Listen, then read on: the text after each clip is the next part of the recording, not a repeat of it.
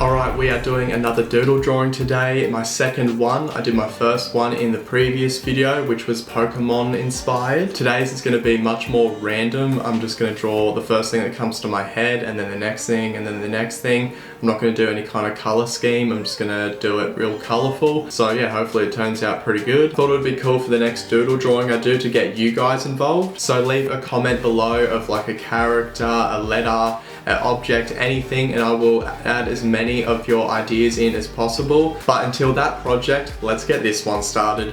Alright, we are jumping into this drawing. I'm just going to start off by sketching an S and just fill that in of whatever I think of. And S can stand for Steven, stupid, anything really. It can stand for whatever you want.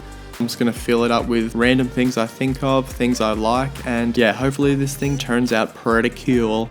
But yeah, throughout the drawing, I'm going to answer some questions because that's what I said I would do in the last video, and you guys commented heaps of questions for me, so thank you everyone who did that. So let's just get started with them. So first question is, what got you into art in the beginning? So I've been drawing since I can remember. Basically, when I was a kid, I didn't get as much toys and all these other things that every other kid was getting. So like when I'd go to my neighbor's house or anything like that, friends just had hundreds of toys and Pokemon cards and Dragon Ball Z stuff. Like I didn't really have all that stuff, so I'd always ask my dad to draw like pictures of them. If I saw my friend with like this really cool Pokemon card, I'd also ask my dad to draw it. As I got older, I just started drawing the things myself, and back then I used to always just draw with like pencils, and not even colored pencils, just like lead pencils. That's all I would do, and just practice shading and just drawing whatever. Didn't get into using colors and colored pencils and then markers until Instagram came along, and I started taking photos of my art and posting it, and that's when I decided to get into color and just go crazy with it. So the next question is, where do I find my inspiration for my artwork? So I get my inspiration from a lot of things. It can be anything, like characters from movies or anything like that. I think the best inspiration is just watching other artists like do their thing, so Instagram, YouTube, and just seeing what everyone else is putting out. It's always super inspiring and always pumps me up to keep creating. And yeah, I just love to see what people do, what they do best. Next question is, what camera am I using? So I just use a couple Canon cameras, which is the 70D and the 5D Mark III, and then I just have a few lenses for those. Really, you can use anything I've filmed on GoPros, my iPhone, really any camera will do. Next is, how would I describe my art style?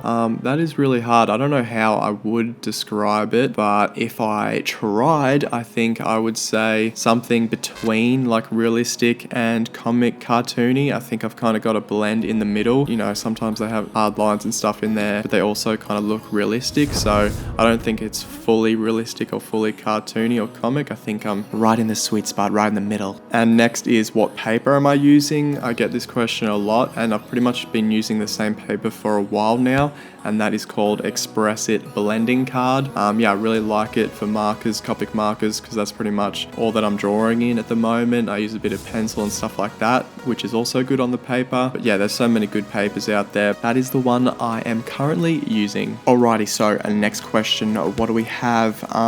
Who's your favorite YouTuber artist? So I watch like a lot. If I'm trying to be inspired and stuff, I'll just find videos. If I'm trying to learn something new, I'll look up that specific thing. But of course, whenever ZHC or Vex or Guax Art upload any videos, I'm always watching them because they are super inspirational and their art is killer.